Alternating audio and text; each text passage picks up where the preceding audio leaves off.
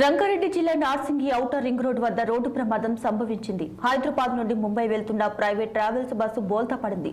ఈ ఘటనలో సుమారు 16 మందికి పైగా ప్రయాణికులు తీవ్ర గాయాలయ్యాయి. గాయాలైన వారిని వెంటనే ఆసుపత్రికి తరలించారు. ప్రమాదం సంభవించడంతో రహదారిపై ట్రాఫిక్ జామ్ ఏర్పడింది. సమాచారం అందుకున్న పోలీసులు ఘటనా స్థలికి చేరుకొని క్రేన్ సహాయంతో బస్సునైతే తొలగిస్తున్నారు. బస్సు డ్రైవర్ మద్యం సేవించి వాహనం నడిపించడంతో ప్రమాదం సంభవించినట్లు సమాచారం.